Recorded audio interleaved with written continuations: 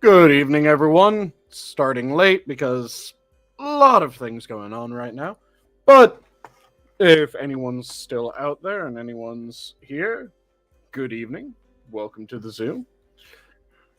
I'm the only one on at the moment, so I'm the keeper, Sanguine. I might end up getting joined by a couple people here in a little bit, but that is yet to be seen. So it might be a very short one. I figure I'll just go through a couple standard things. Oh, looks like I have a couple more people that have jumped in. Go through a couple standard things. My day's been pretty good. I had a fantastic dinner. It was chicken thighs seared up with a bit of bacon, some spaghetti thrown in a butter chicken stock, lemon juice, and caper sauce with some grated on Parmesan, and a glass of blackberry mead. It was absolutely delicious. Hey, Talek, how goes? Hello, James, how goes? So, currently, as I said, I'm alone, don't really have anyone to bounce off of. There is one thing that I was tempted to do, and I'll ask you guys if you're interested. So, you guys know that I like myths, legends, and all that good shit. I found the book of myths and legends that I actually first was exposed to mythology through when I was growing up. It was the book that a lot of my bedtime stories came from. Would you lot be interested if I go through a story or two from it? Kind of share that little element of my childhood with you guys? I'll give you a moment to let me know if there's any interest in this, or if you're going, fuck no, go on to something else, in which case I can see if I can come up with something else. But I will give you guys a moment since there's now a few of you.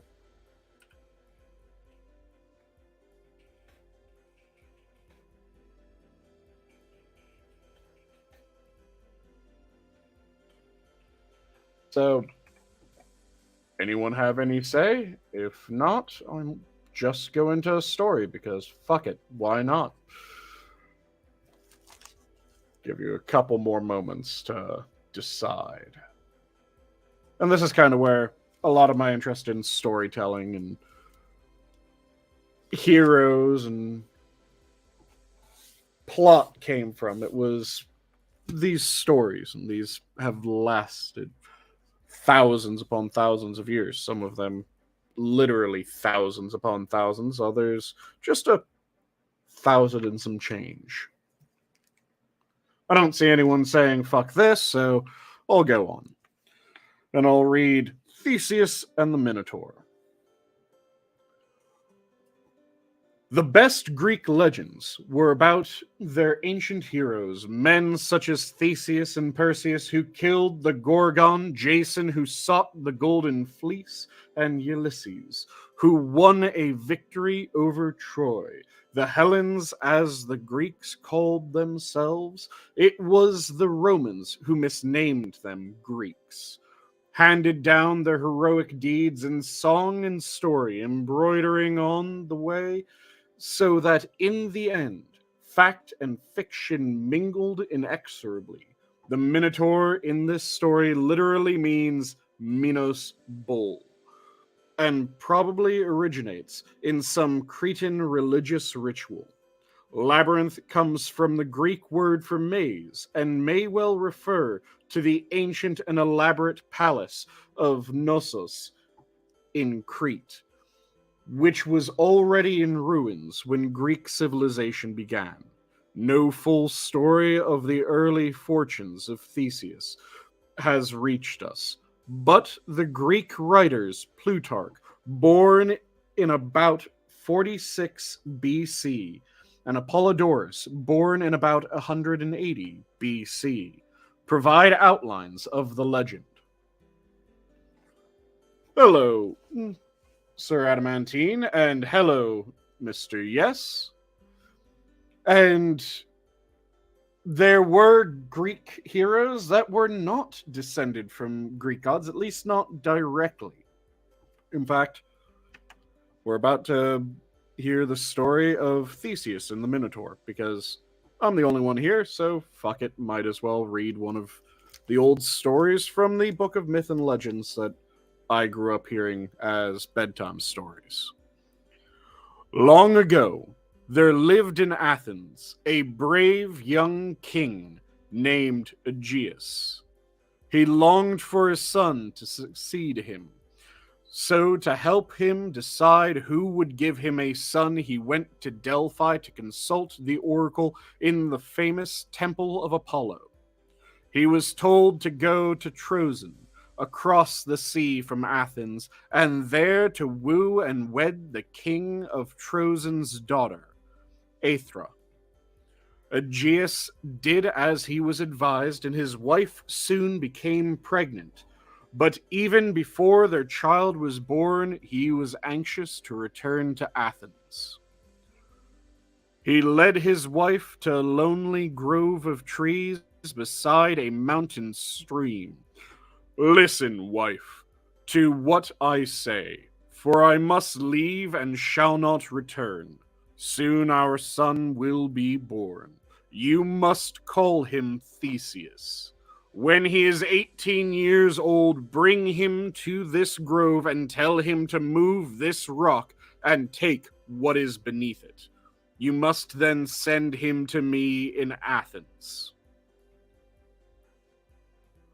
Within 3 days, Aegeus was gone.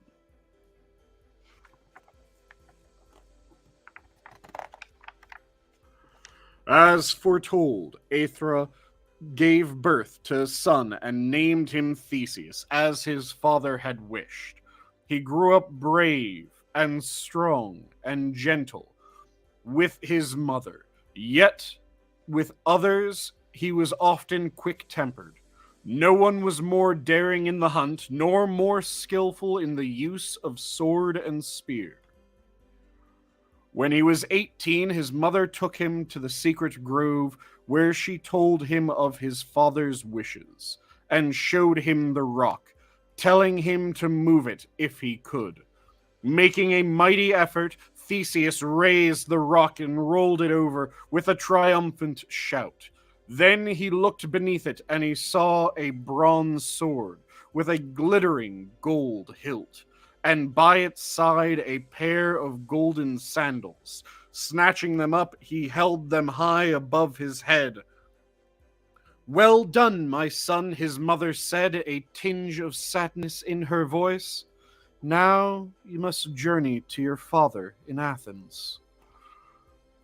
Then she kissed Theseus and wept, for she knew she would never see her son again. Theseus set off northwards across a rocky plain towards the distant hills. His father's sword hung by his side, and the golden sandals were upon his feet. He took the overland route to Athens, although it held many perils. Bandits and monsters controlled the roads, terrorizing those who passed. But Theseus bravely overcame all the dangers he encountered on his way to Athens. His fame traveled before him, and as, at last, he walked proudly into the city, all the people ran out to cheer him. Long live the hero Theseus! Boldly he ascended the sacred steps into the Acropolis, where his father's palace stood, and marched into the hall without a word. His heart beat wildly as he stood before his father, King Aegeus. But the king did not recognize him. However, the sorceress, Medea, Aegeus's new wife, easily identified the young man. She feared he would inherit his father's throne instead of her own son, Metis. She hissed in Aegeus's ear, "This man has come to seize your kingdom. Give him this poisoned cup of wine." Obediently, the old king took the cup and handed it to his son. Theseus was about to drink from it when suddenly his father spotted the sword hilt glittering at his thigh and the golden sandals on his feet. "My son," he cried, "stop, do not drink." As he spoke, he dashed the cup from the young man's hand, and so that the wine spilled out, hissing upon the floor. Instantly, Medea flew from the hall. She leapt into her winged chariot and was not seen again. Aegeus looked at his son with misty eyes. The two men embraced each other and wept until neither had any more tears to shed. Then Aegeus and Theseus stood on the balcony of the palace, and Aegeus introduced his son to the people, shouting, "Behold, my son, a better man than his father ever was. He will save our land from its suffering." So Theseus remained in Athens. He successfully led his father's army in battle and defeated Athens' enemies, to his father's great pride and joy. Yet when spring drew near, Aegeus and all the Athenians grew strangely sad and silent. Theseus could not understand it. Then a dreaded message arrived from King Minos of Crete. "Send 7 youths and 7 girls as sacrifice to the Minotaur." Now the Minotaur was a terrible monster. With the body of a man and the head of a bull, it lived in a den in the middle of a high-walled labyrinth full of winding passages. The labyrinth so built that once inside, no one could ever find a way out. And hello, Inquisitor, I'm just reading a myth to buy some time. If you want, I can continue reading it, or we can go on to a conversation between the two of them. It's up to you, man. And say I'll probably be muting quite a bit, just so you guys don't have a whole bunch of background noise. I'm still at work. Copy that. In which case, I'll continue reading for a little bit longer, and we can chat after. Sound like a plan? Sure thing. The labyrinth was so built that once inside, no one could ever find a way out, and the monster's only food was human flesh. Since the labyrinth was in the city of Knossos, within King Minos' island realm of Crete, it was King Minos' fate to keep the Minotaur fed with human flesh, so that it did not come out to eat the Cretans. Every year, 7 young men and 7 young women were chosen from cities that gave allegiance to King Minos to feed the beast. Athens paid its due every 9th year, and its turn had come round again. As soon as he heard of this appalling sacrifice, Theseus told his father, "I shall go myself with the young people and kill the Minotaur." Despite Aegeus' pleas, his mind was made up, and his father had to let him go. "But promise me this," Aegeus said. "If you return, though that is unlikely, take down the black sail of your ship and hoist a white one instead. I shall be watching from the cliff, and I will know from afar that you are safe." Theseus promised, and with the 13 other young people set off in the black-sailed ship of sorrow. The families left on the shore were distraught with grief, but Theseus tried to cheer up his companions. "Have hope, my friends," he said, "for I have slain many monsters in the past."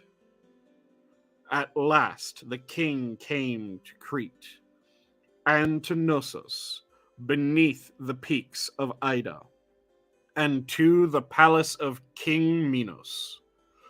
Theseus and his companions stood before the king, who immediately imprisoned them all, to be cast to the monster one by one.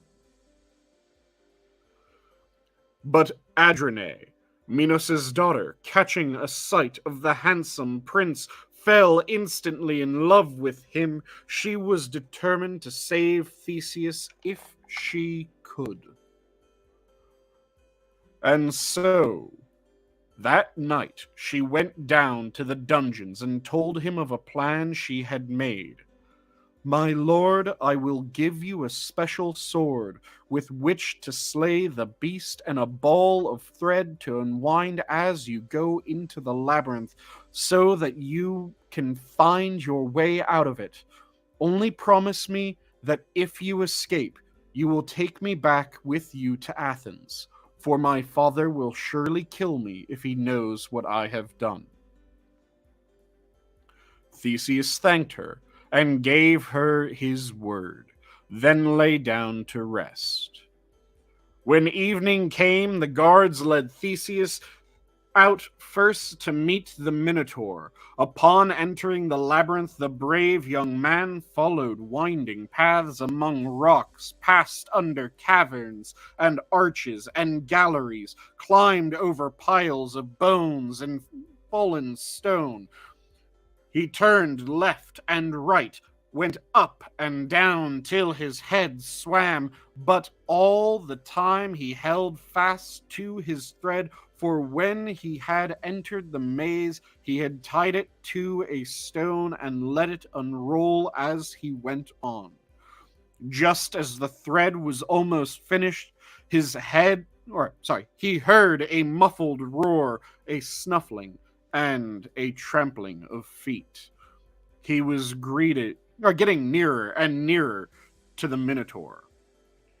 As he rounded a bend, he saw it, a strange and grotesque beast. Its body, though dark and shaggy, was clearly like that of some huge man, but its massive, sharp, horned head was like that of a wild bull.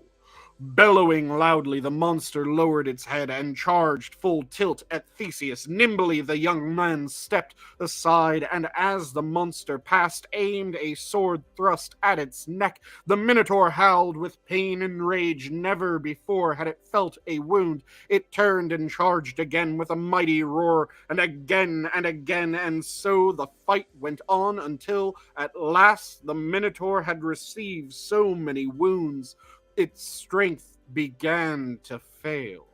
With one last mighty effort, Theseus drove his sword straight through the monster's throat, and it rolled over dead.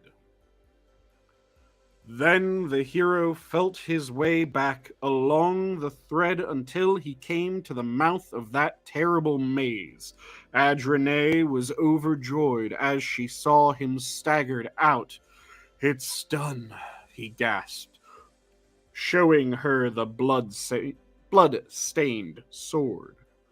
Swiftly, they went back to the dungeons, opened all the doors, and set the prisoners free. The Athenians, with Adrene, fled to their ship, leapt on board, and hoisted up the sail, and as the night was dark and starless, no one saw them escape into the open sea.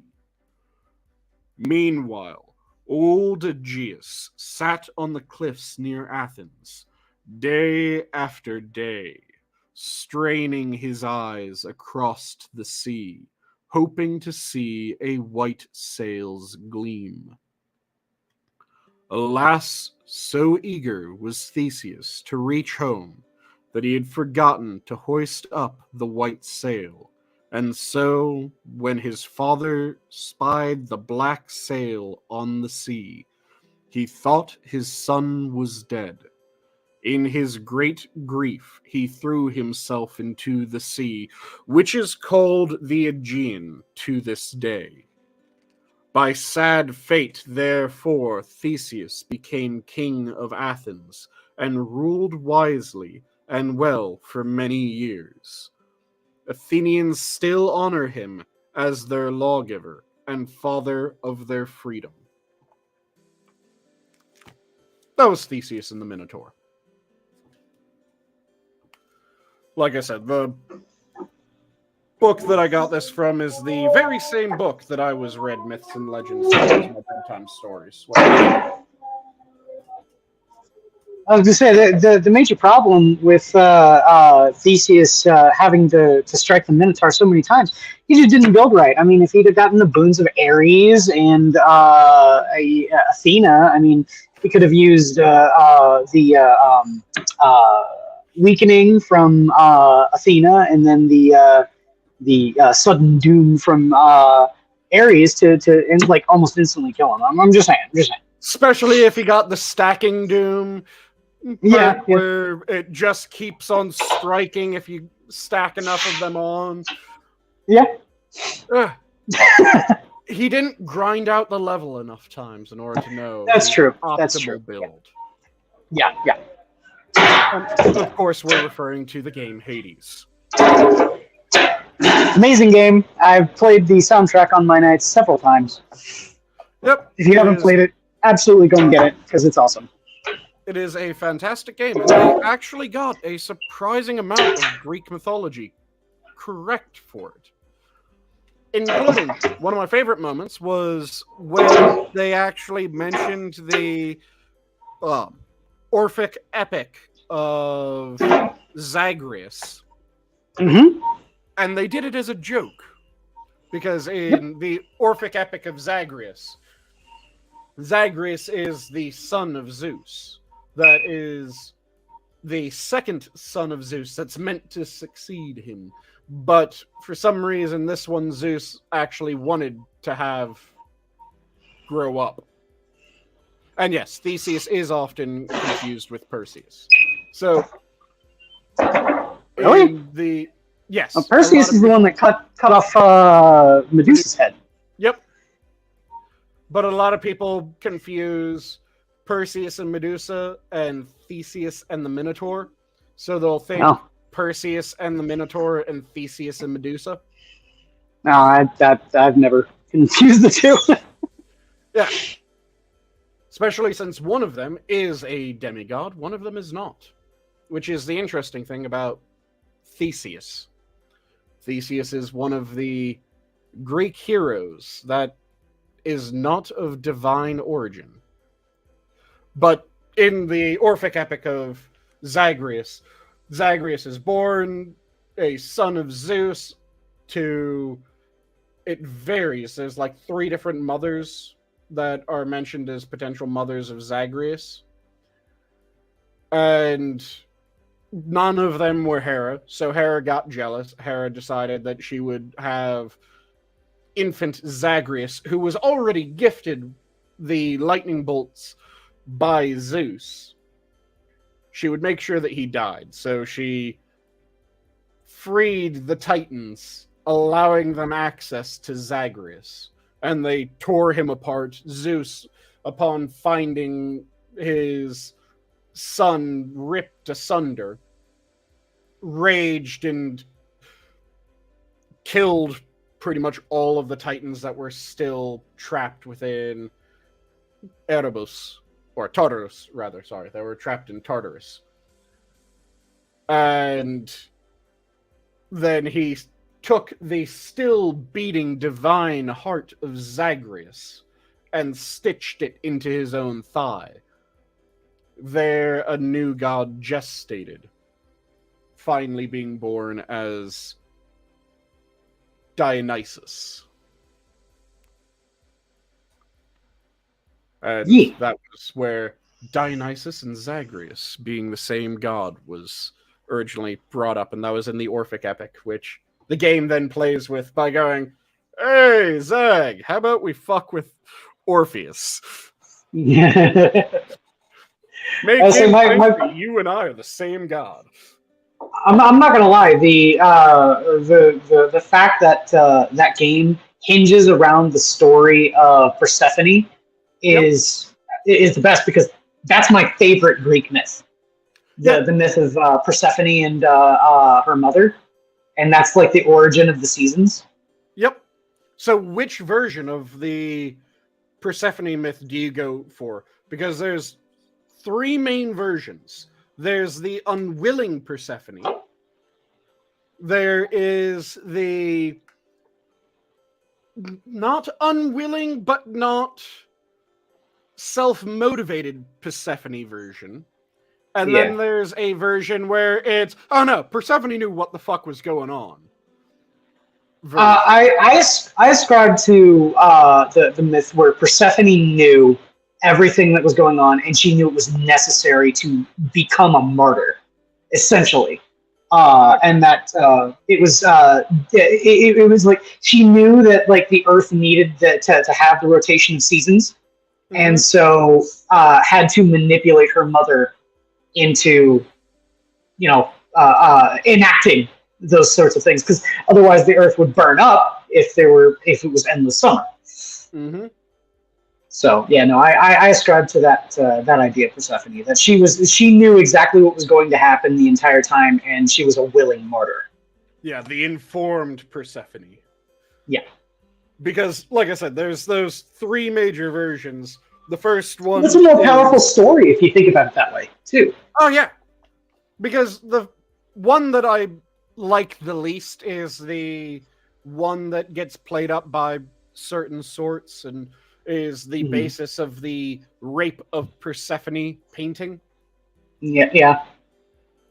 And that is nope. Hades I don't fucking kidnapped her, which doesn't play in with Hades in the rest of Hades myths. Yeah, I was gonna say Hades isn't necessarily a bad guy in like almost all of the rest of the Greeks myths. Hades is doing an unpleasant but necessary job. He is the caretaker of the underworld. Yeah, and he's always kind of the apologetic brother in the myths. Because Zeus is constantly fucking things up. Poseidon is constantly fucking things up. Hell, both of them screwed their grandmother. And then Hades. Well, Zeus just fucks anything. It doesn't necessarily even need to be with 2 legs. I mean, Zeus just fucks anything. Oh yeah, like Zeus just fucks. Both Zeus and Poseidon fucked Gaia, who's their grandmother. But Hades is the one god that it doesn't really mention. Hades fucking around. Well, everyone loves to like paint Hades as like the bad guy because he's the god of the dead, and everyone's afraid of the dead. Association of, well, gods of death and of the dead, they always get associated with the devil in Western or with evil. Yeah, which the devil is just evil in the well, even then in like Christian mythology, Lucifer wasn't necessarily evil. He was rebellious against God because he had different ideals of how heaven should be, essentially, like if you read into all of like the apocryphal like readings of the Bible when it comes to Lucifer, he's basically his biggest transgression was disloyalty, not necessarily being evil. You have to be slightly careful because there's effectively 4 different beings that are all grouped into what we would call the devil now. Sure. End up Mephistopheles and Oh no, I'm not even talking about the other arch demons. I'm talking about there's 4 distinct beings that we call the devil that in older versions wouldn't have been considered the same. You had the antagonist, which the antagonist didn't disobey God in a lot of the old versions of the religion. The antagonist, his entire job was to test, to be the one who made sure that God's followers were obedient. And that was a role that was given to him. So this is where, when you look at certain texts, now we say, oh yeah, that was the devil, when it's Job, for instance, and the torments of Job. In a lot of the older versions, that wouldn't have been considered the devil, that would have been considered the antagonist. And the antagonist was testing Job by order of God to make sure that Job was actually... It makes me wonder if there's like earlier versions of the Abrahamic texts that have like a distinction drawn between them. Oh, there... I mean, that could be applied to like the Abraham. Speaking of Abraham's story, you know, with the sacrifice of Isaac. Yep. Yeah, there's absolutely a bunch of different older versions of these stories and of these myths that make distinctions that we don't make anymore, because you had the distinct role of the antagonist. Then there was the idea of Lucifer, it's almost like fallen angel. It's almost like the idea of there being nuance is something that's kind of been lost over time. Yeah, it's just like how everyone says that, oh yeah, the Abrahamic religions, they were always monotheistic. No. They acknowledge the fact that there are other gods in the Abrahamic text, but they're all like in reference to the cultures that worship them. You know, you had the Baphomets, and there's several versions. When you read the old versions of the text, there's several points where it makes it clear that at that point it was not a monotheistic, but a henotheistic religion. Are you familiar with that designation? No. So you have polytheism. Everyone knows polytheism. Fuck ton of gods. Then you have monotheism, which is one god. And then you have, I think it's henotheism. I could be butchering the pronunciation. But it's a polytheistic religion that is treated as a monotheistic one. So you have a shit ton of gods that are in the pantheon, but only one of them is ever worshipped. It's heno or henotheism. Yes. Is the worship of a single supreme god that does not deny the existence or possible existence of other deities. Yep.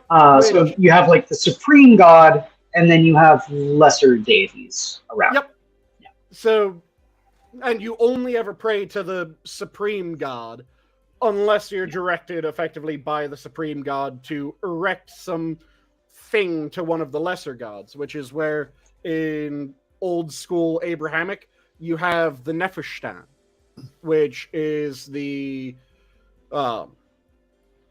it's one of the snake staves, and in particular it's the snake staff that was made to drive off the serpents after Moses came down from the mountain and saw that they had erected fucking idols again. And then a bunch of serpents, flaming serpents, attacked them. In order to drive off the flaming serpents, he was directed to erect a Nepheshtan, which is this one particular type of snake staff idol, which was actually a symbol of one of the other gods from that area, but it was at that time still a henotheistic religion, so it was a god that would have been recognized as also being part of the religion, just not a god that you prayed to. And the only reason why he was making this was because he was directed by the god that you pray to. Oh yeah. Well, will help out. the major thing I'm reading up on it a little bit more. It was in the Old Testament, essentially, is where it was believed. But then again, in the Old Testament, they had references to the 12 tribes of Israel worshiping things like Baphomet and several of the other heathen gods. So it's not necessarily the fact that the religion itself was henotheistic, but it was that the practitioners who had written the text had seen it that way. And then, of course, after Christ in the New Testament, you have Paul the Apostle, talking about all these other gods are false idols. So therefore, Christianity as Christianity was always ever monotheistic. Well, Christianity is monotheistic. Judaism became monotheistic partway through the Old Testament because it was during the...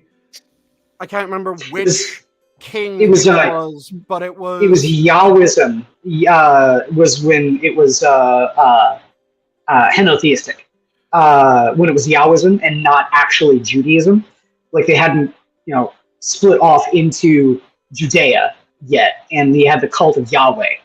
Well, was when it was still... goes through... So... the actual point, because you can see in the Bible or in the Torah in this instance, you can see it in the Bible because the Torah is included in the Bible. Yeah, exactly, yeah. You can Old Testament versus New Testament. See it in the old books when that transition happened. And by the way, hello, Hammer.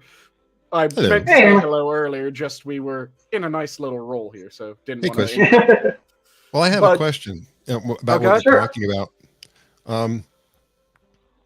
Is Christianity really monotheistic? What part does Jesus and the Holy Spirit play under God? So that's the interesting thing. By what I would categorize it as, it is not truly a monotheistic religion unless you're also wanting to say that Hinduism is a monotheistic religion. Well, Hinduism is a henotheistic religion. They've acknowledged that. Hinduism is, if the argument for Christianity being a monotheistic religion is that, well, God the Father, God the Son, God the Holy Spirit are all just aspects of one God. The Holy Trinity. Yeah, they are God collective, and they're all 100% God individually, but they're all also God as the collective. I think the major distinction for that is that that it's not necessarily that they're talking about three different things. They're talking about like three different examples of what God is. God is God, and is omnipotent and everywhere. Which is right, still and then why you have... I would say that if you are giving that sort of defense to Christianity being monotheistic, you could argue that Hinduism's monotheistic. Because every god in Hinduism is an aspect of the divinity. But they're not, though. Depending on which sect of Hinduism. Well, I'm just saying, because you have Kali, who's the in the Kali is lore an aspect of Durga. Well, no, but she's completely cut off, and is the aspect of like vengeance. She's completely different. She's an aspect of Durga in the Genesis mythology of Kali that has a different... Durga becomes Kali and Kali becomes Durga. They morph back and forth between each other. Yes. And when you're going through Hinduism, there's... I can't remember the main sect of it, but there's one major sect of Hinduism where the progenitor god, if I remember correctly, is Brahma, and all other gods are aspects of Brahma. So Shiva and Vishnu are both Brahma. They're just different aspects of Brahma. Durga is an aspect of Brahma, but a different aspect than Shiva and Vishnu. Well, it does come down to because there's pantheism, and then there's or henotheism version of Hindu, and Hindu does call into the fact that how you have Brahma as the figurehead. You have the concept of Brahma incorporating the transcendental and immaterial reality, and then you have the one where it's personal, impersonal, and transpersonal version of Brahma, and so on and so forth. And that sort of idea lends to there being multiple gods, so therefore polytheistic, or rather, there's a pantheistic. shit ton of different henotheistic versions of Hinduism. Oh, of course, yeah.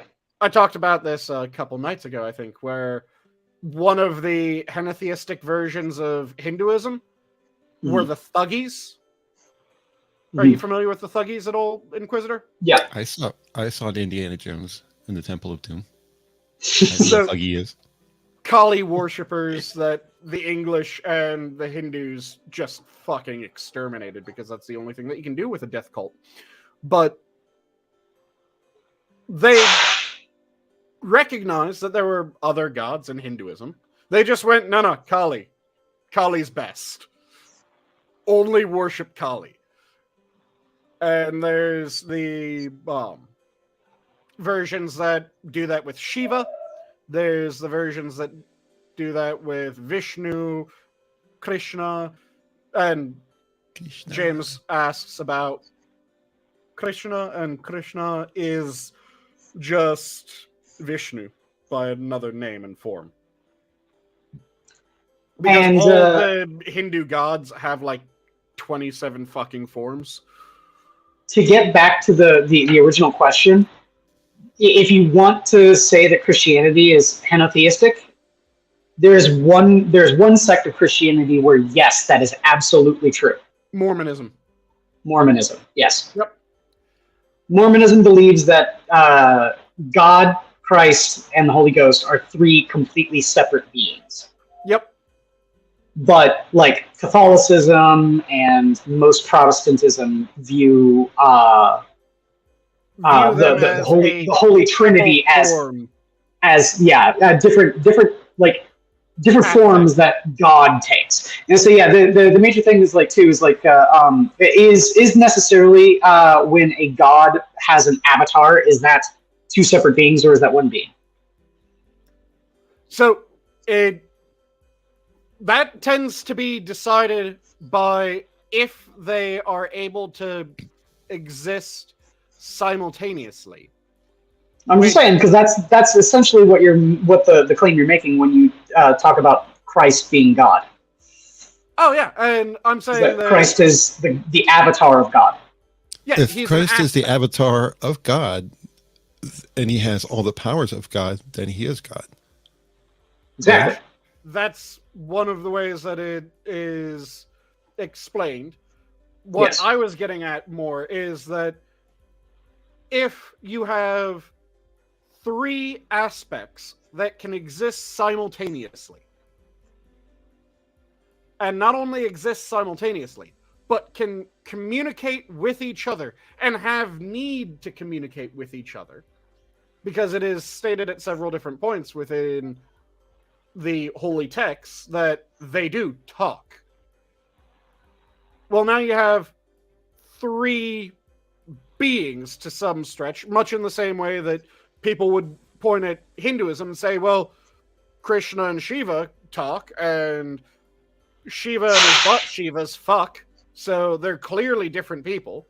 But, well, that depends on your interpretation, because there's also, like I said, the interpretation where all of the deities within Islam are just aspects of the progenitor deity or the divinity, whichever way you want to refer to it, which was actually used as an argument in order to try to convert Hindus at various points.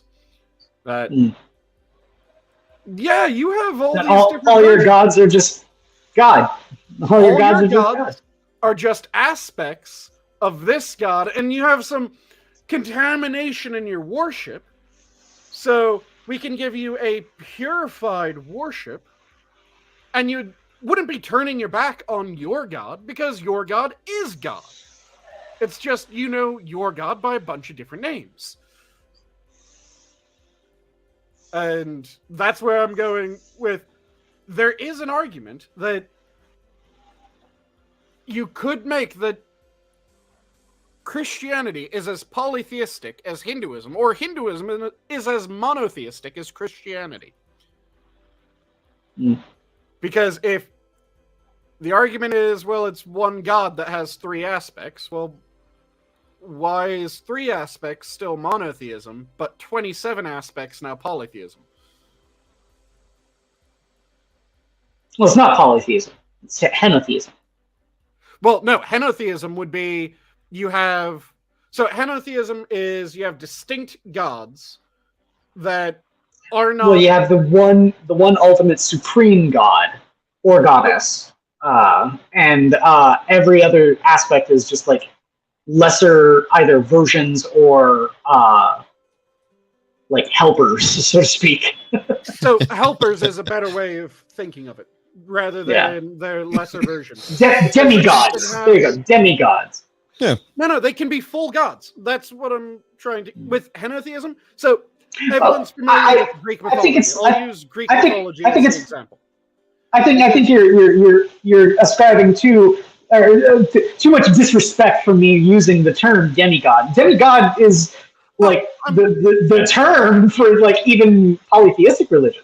I would say Hades is a demigod. You know, Zeus is a demigod. Ascribing and well, no, they're Zeus is a demigod? They're full gods. Oh, yeah. Demigods are half mortal, half god. Is the normal.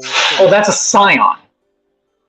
So I thought Zeus was the big guy, and all the other gods were below him. So I'll use Greek. Well, if you look at Greek as a henotheistic religion, then yes.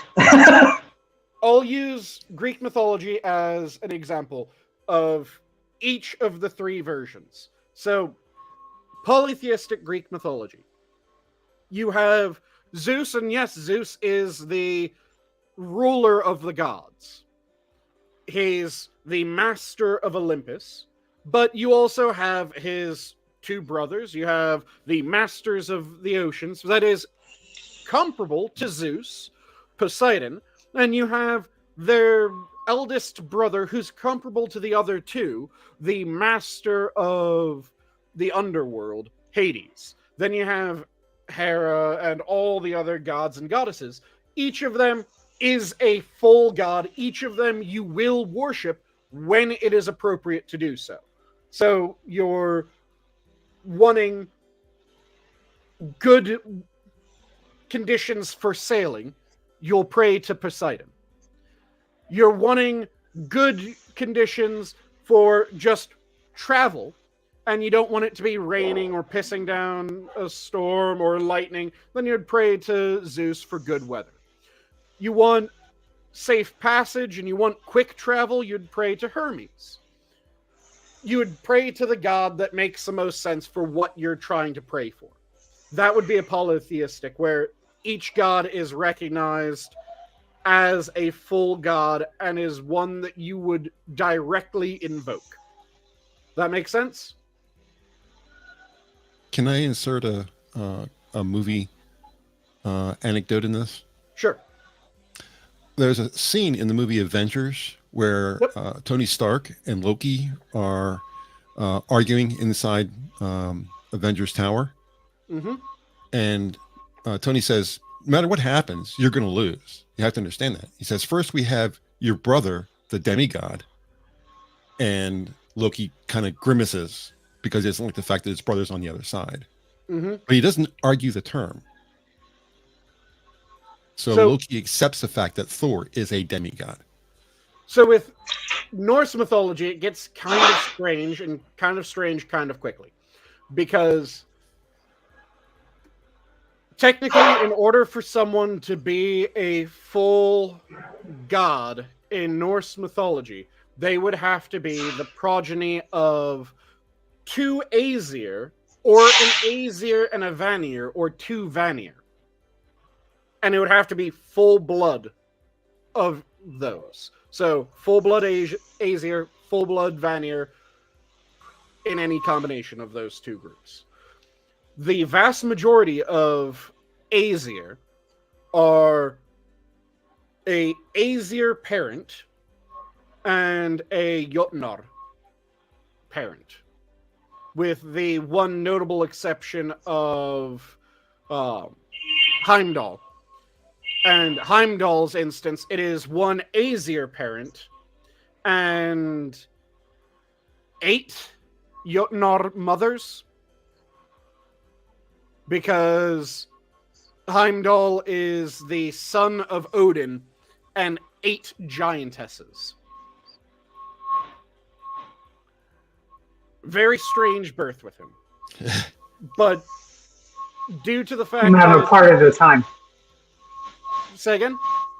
Said he came out a part at a time. Yeah, very strange. So you have that version of divinity in Norse mythology. So you could technically say that the vast majority of Norse gods are demigods because they're only half Aesir. Whereas when you're looking at the Grecian tradition, then you have 2 generations, or you have 3 generations of gods, really. You have the primordial titans, which include the 2 major primordial titans are Uranus and Gaia.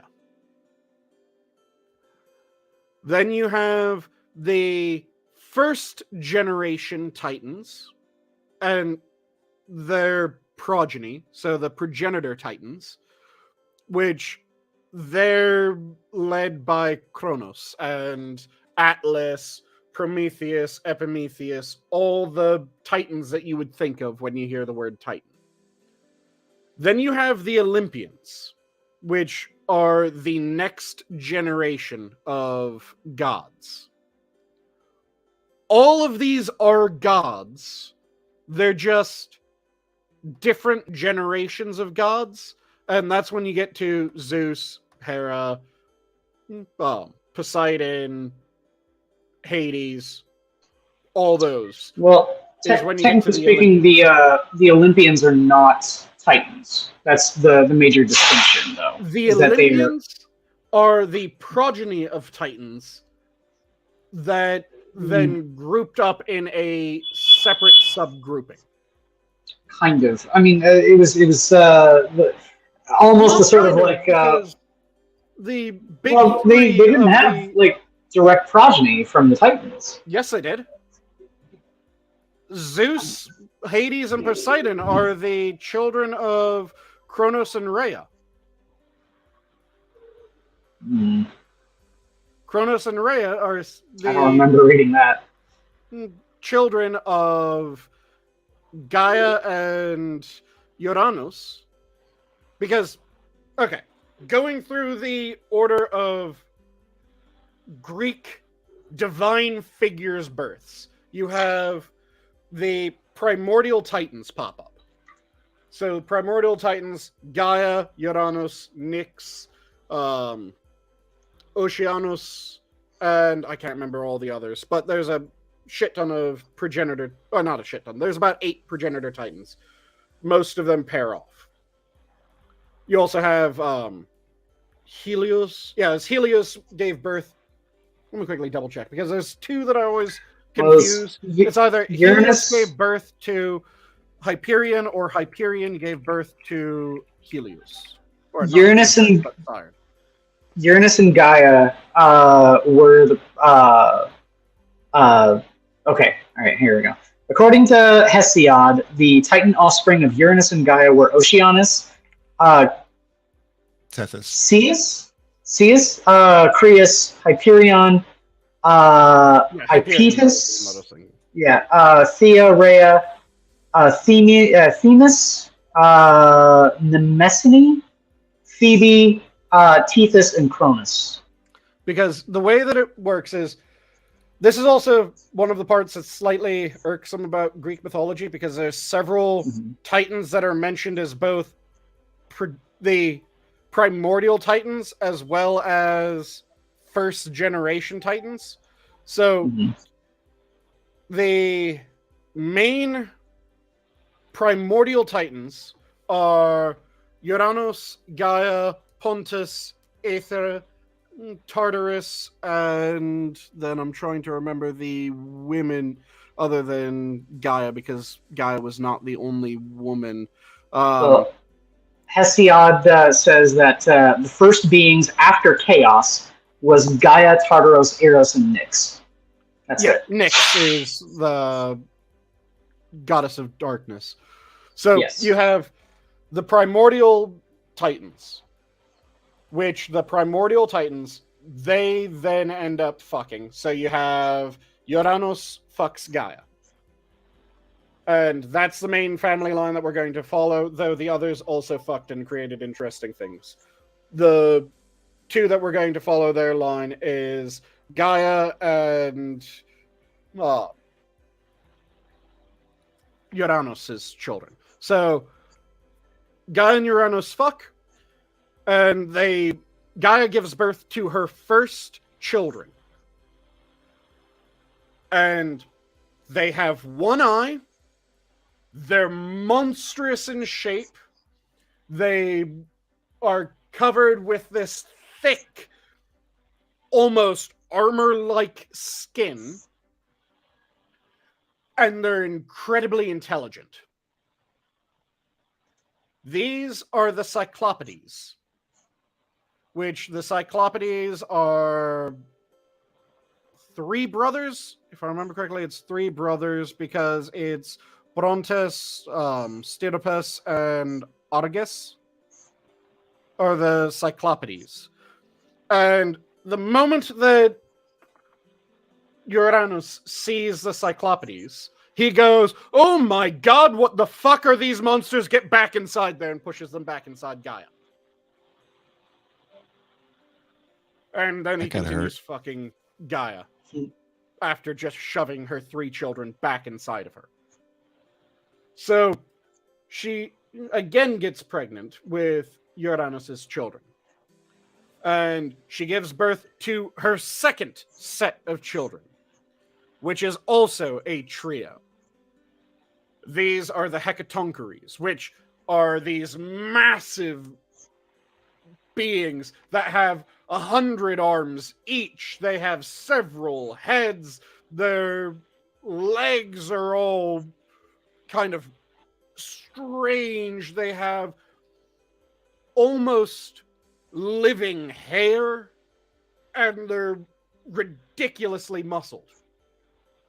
And again, Uranus sees the product of him fucking Gaia, and he goes, "Oh my god, what are these monsters? Back inside!" And he pushes the Hecatoncheires back inside Gaia. So, then, they continue screwing. And it was this third set of children that they have, which are the ones that we know, or that most people are familiar with, because these third set are the first generation of Titans after the primordial Titans. So this includes Kronos, Rhea, Seto, Eurybaia, Ergia, and a handful of others. I can't remember all of them. So when this happens, again, Uranus sees his children, goes back inside, pushes them back inside Gaia. Gaia is now very full with her 3 sets of children, just having been forced back inside of her, and her consort still making bedroom eyes at her. So she consults with her children trapped inside of her and starts trying to convince them to rise up against their father. It becomes less creepy when you realize that Gaia is supposed to be the aspect of just the Earth. It's the planet Earth. Gaia and is the Earth. The sky is what's fucking Earth. it's Uranus, which is the sky, and Gaia, which is the earth. So she talks to her children trapped inside of her. She goes to all of them, begging them to do something to stop their father, effectively. And the one who decides to take action is Kronos. Kronos makes a special adamantine sickle and then castrates his father when he pumps inside Gaia again.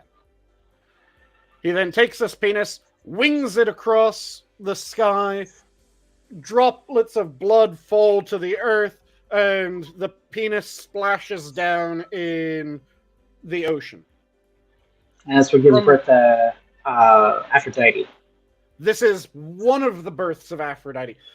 Yeah. Like I said, Greek mythology gets very fucking weird because you see gods and goddesses get born at several different goddamn points. That's the famous birth of Venus. Venus and Aphrodite are the same god. Just Roman and Greek.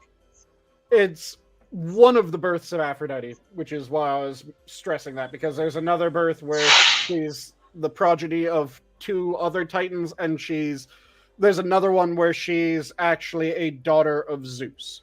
So it's just, when you're looking into Greek mythology, these are all Aphrodite. Aphrodite somehow got born 3 times. It's important to know this. So, from the penis, which immediately impregnates the ocean, arises Aphrodite from the foam. Also, from the penis blood that falls to Gaia, Gaia is once again knocked up by the sky, and that's how the giants are born. The original giants, the Gigantes. So, you have... Now, Uranus has been castrated. Kronos and the first generation of non-primordial titans are allowed outside of Gaia. They start having children, and most of their children are also categorized as titans. Kronos and Rhea start screwing. Kronos got a prophecy that he was going to be overthrown by one of his sons. So, to be on the safe from side, Kronos and Rhea came the Olympians: Hestia, Demeter, Hera, Hades, Poseidon, and Zeus. Yep. So they, and in some instances, it also includes Hera. Hera is sometimes omitted from that list. So they end up having... That's from Hesiod's genealogy. Yep, like I said, just clarifying when there's strangeness with the genealogy. That you might see other genealogies because, again, no one keeps this shit straight. So, well, no, it's all fake. This is all just made up to explain the world. I mean, it's the cornerstone of a culture, but still. Yep, it's how everyone views religions that they don't believe in. So, with those, you then have Rhea hides her youngest son, who is Zeus. Zeus then gets trained up by several of the other titans. He comes back and he is able to cause his father to disgorge his siblings. Then Zeus and his siblings declare war against his father. A bunch of the titans sign up on his father's side. Some of the titans pair up with the newly fledged Olympians. The Olympians screw some of the titans. The Olympians also screw each other. But since they're all divine beings, any being from one of those unions is a full god. Then it's when humans come into the play that you end up with demigods in the Grecian tradition. So you have polytheistic Grecian following, which is... And why do you have 2 Cronoses? Because there's Kronos as the Romans spelled it, and Kronos as the Greeks spelled it. Kronos Yeah, to be fair, the way the Greeks spell Cronus is Cronus. It's Cronus, not Kronos. Yep. But it's one of the preserved names, at least phonetically preserved names, not spelling preserved names. Just like you have... Even then, there's a slight difference in the pronunciation. It's Cronus and Kronos. Yeah. But it's kind of like I have Uranus and Uranus. Mm. They're the same. Or Uranus. Yes, if you're saying it in the modern parlance, then it would be... It's Uranus. Yeah. No, it's Uranus. So It's not Uranus, it's Uranus. It's my anus. Wait a minute. I prefer going for the Uranus or Uranus rather than Uranus. So, hey, let's leave my anus out of this, Sonny. Exactly. Yeah. Recton, I hardly knew him. Polytheistic Greek, which you would pray to whatever Greek god made the most sense to pray to at that time. So, praying for a good harvest, looks like you're praying to Demeter, maybe Persephone. Someone just died, you're going to be praying to Hades and Chiron and all those chthonic deities. Then you have... I'm reading the synopses of the Hesiod here. Yep. It's just talking about the three Cyclopedies and the three Hecatoncheires, but Uranus hated them, and he hid them somewhere inside Gaia. Just somewhere. Just somewhere.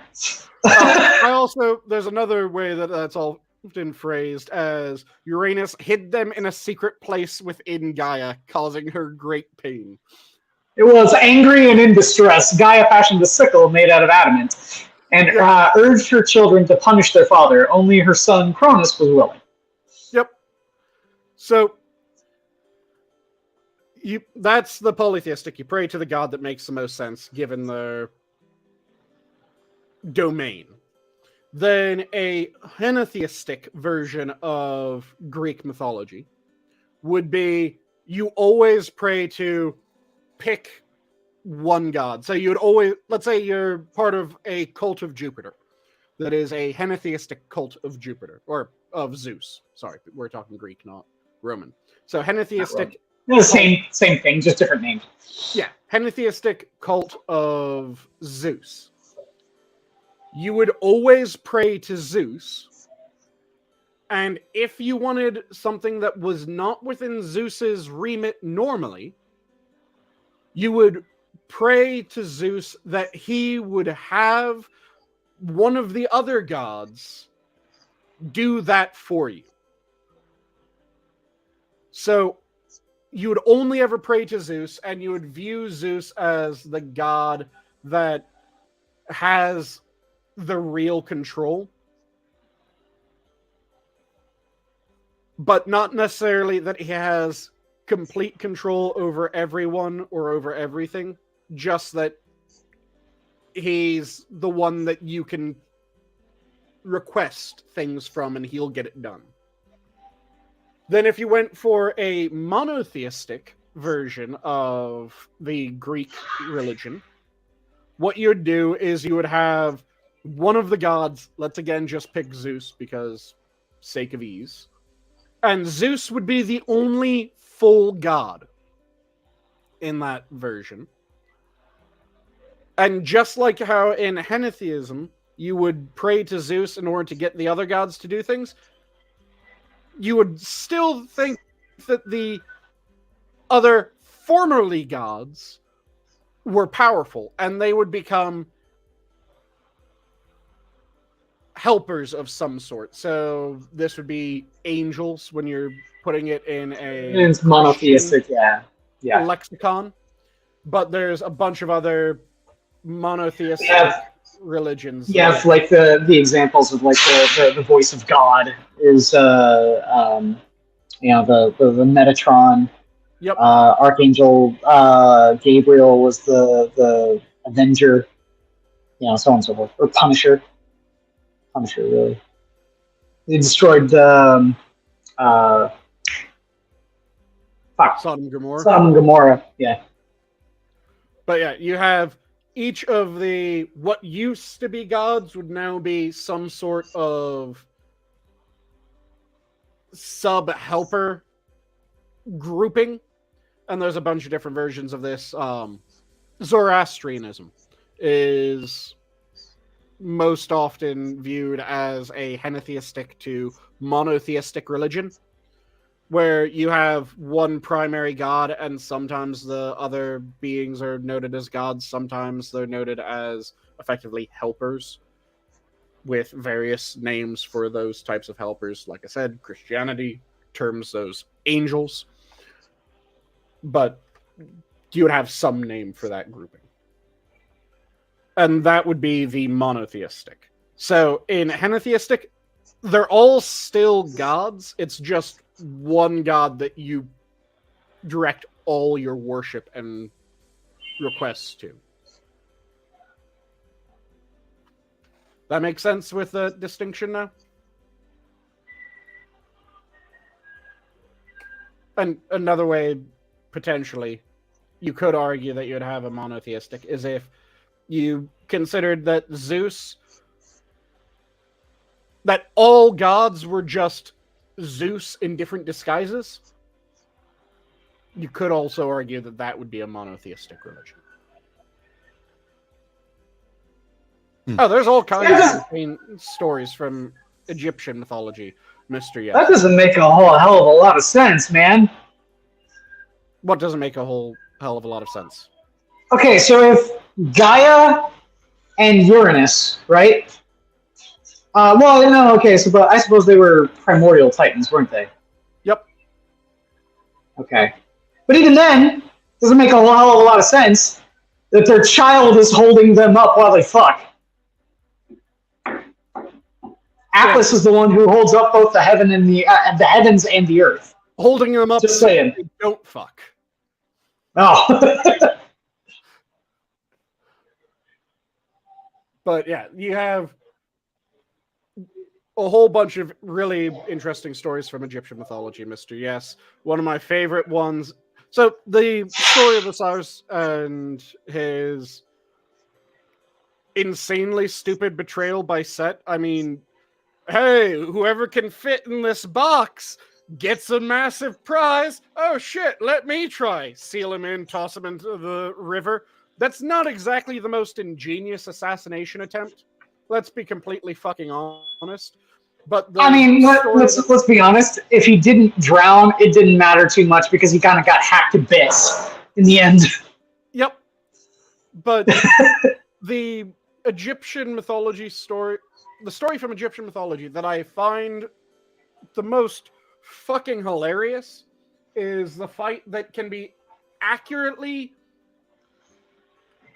described as the divine cum fight.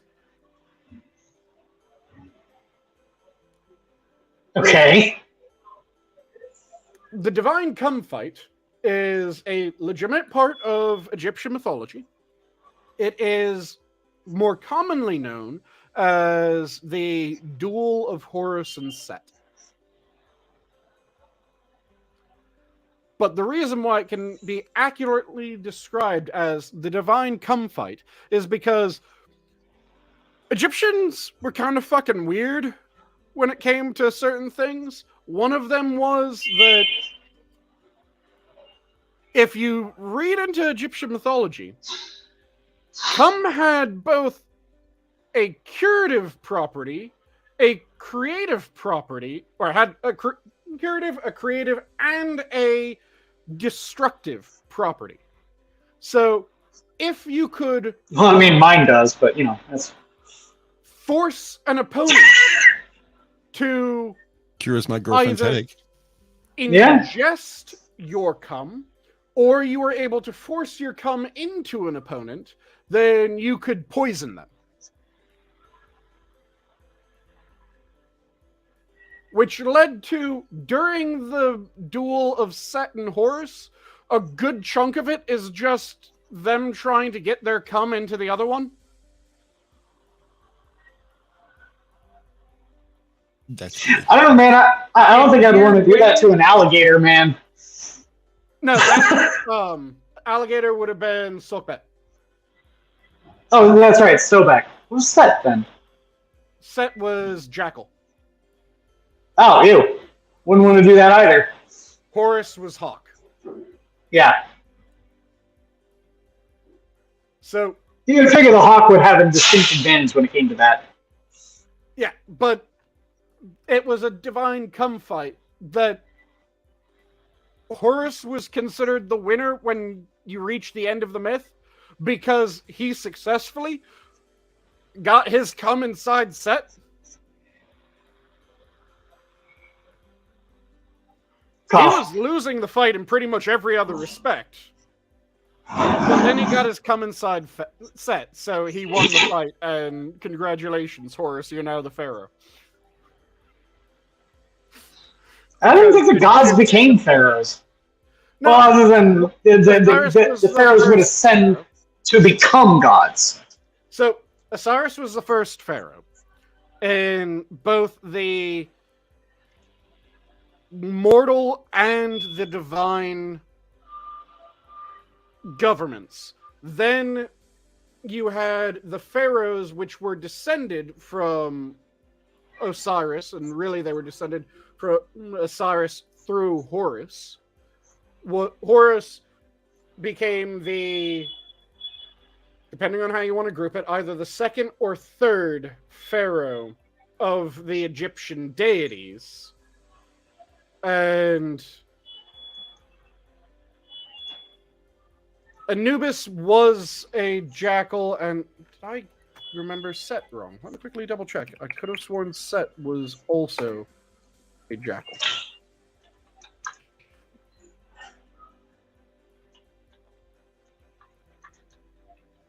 Or was Set the anteater? Set might have been the anteater. Let me quickly double check. No, Set was a... Oh, wait, hold on.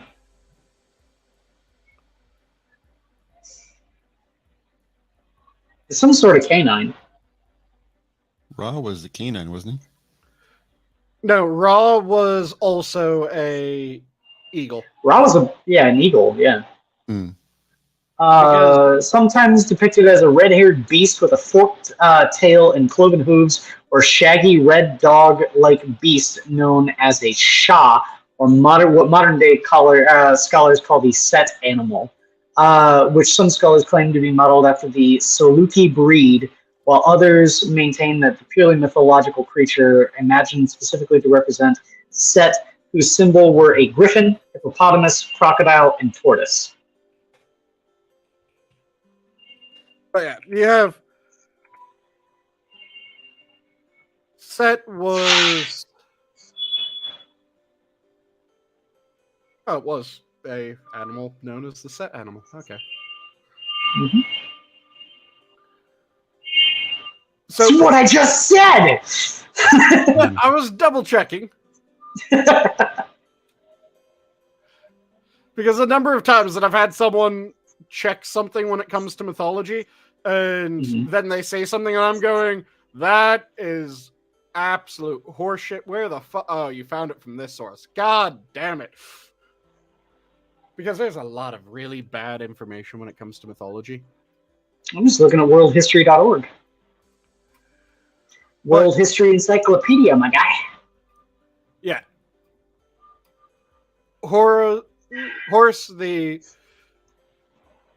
fight with Horus was interesting. Like I said, it can accurately be described as the divine cum fight. Because a good chunk of it is just, can we get cum inside each other? And whoever Kinda gets gay. to come inside the other person successfully wins. And at one point, I shit you not, Horos is getting butt fucked by Set, and then he catches the cum in his hands, and that meant that he was still in the fight. Kinda gay. Egyptian mythology is fucking weird. Kinda gay.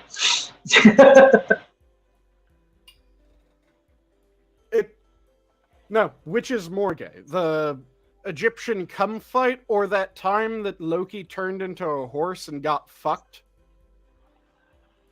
I mean, so long as he wasn't Mr. Hands, ing it, because then he'd have to be a human getting fucked by a horse. He turned himself into a mare, and then got fucked by a horse, and then gave his new horse son from that coupling to his father? No, it depends.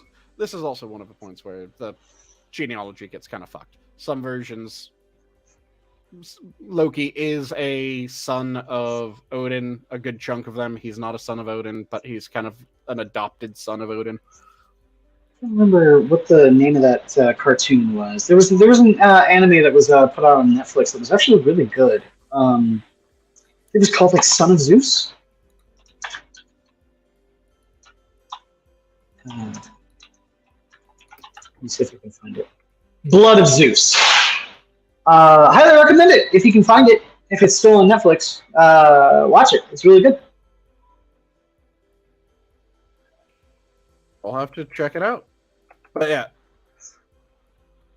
Mr. Yes saying that a Aesir is part frost giant is not that ridiculous, considering, like I said earlier, Heimdall is the son of Odin and 8 frost giantesses. Here you go. This is the premise of Blood of Zeus. Set in the mythical ancient Greece, where the series revolves around Heron, the demigod son of Zeus, trying to save Olympus and Earth.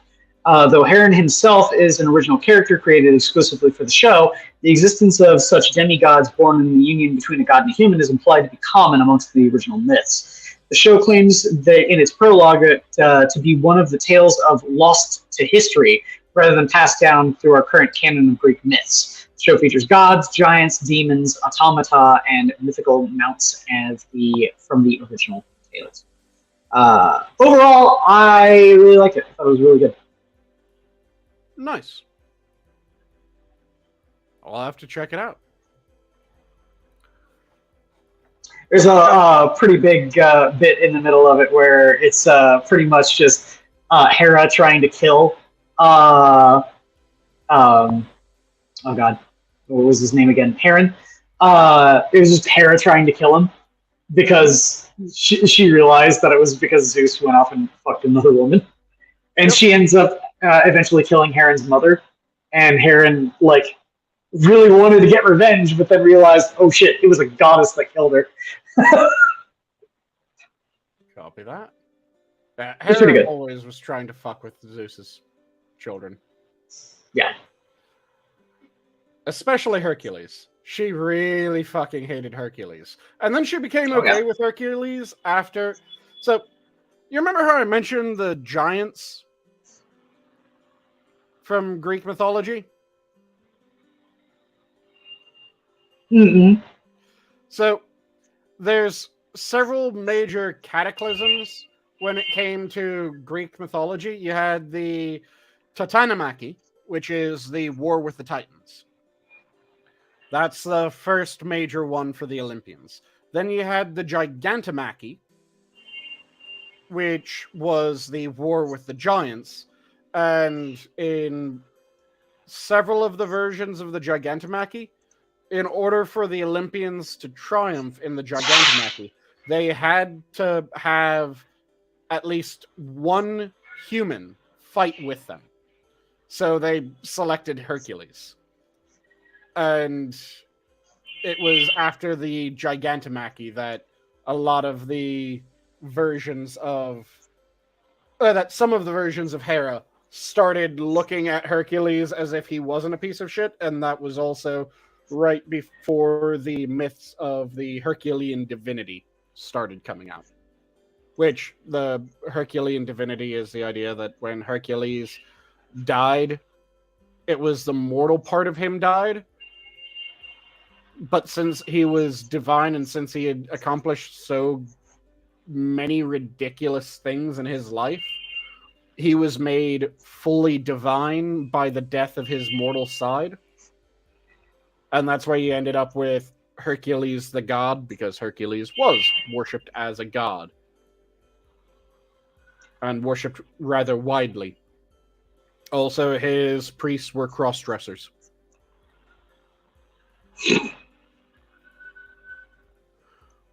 Which... Jennifer Hale voiced Artemis in that show. Oh, okay. Jennifer Hale is like a really, really big voice actress. Like she's done a ton of stuff. Hera did have a child that was not Zeus's. Hypocrite! I'm just commenting on this because of Mr. Yes talking about Hera. Also, Hera is... so there's Hercules and then there's Heracles. Or Hercules, which is the other version of the name. Most people use Heracles, or use Hercules rather than Heracles. Heracles. People that want to use the more Grecian will use Heracles rather than Hercules. Hercules is the more Roman version. Oh, okay. Babylon 5? Yep. Commander Susan Ivanova? Mm-hmm. Is the voice of Hera. Oh. But the weirdest thing about Hera is, you know how Hera and Zeus fuck a lot, right? Mm-hmm. So, do you know all the virgin goddesses of Greek mythology?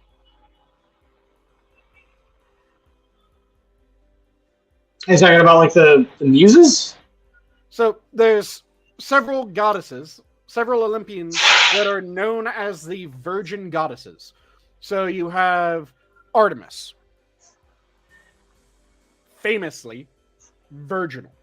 You have Athena, famously virginal. You have Hecate, famously virginal.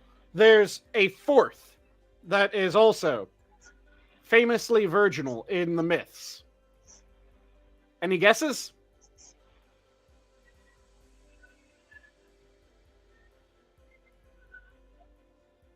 I'm going to take that as a no. The fourth virginal goddess is Hera. That's not true, though. On a technicality, due to what her abilities are, she is a virgin, even though she's absolutely not a virgin. And no, the Orion and Artemis didn't actually have an affair. It was thought that Artemis might be willing to give up her virginal aspect for Orion, which is one of the explanations for why Orion was killed, because in one of the versions it was actually Apollo that killed Orion rather than... I think it's normally Aphrodite is the one that kills Orion. But, except for there's one version where it's Artemis herself that kills Orion. But the reason why Hera is considered a virginal goddess is because Hera had a regenerative spring that would completely rejuvenate her body. So she would go fuck Zeus, and then she would jump in the rejuvenating spring, re-virginizing herself.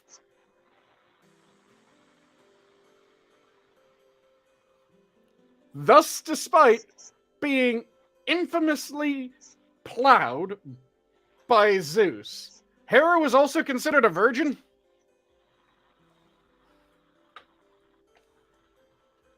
It's a very strange bit of mythology. It's glorious.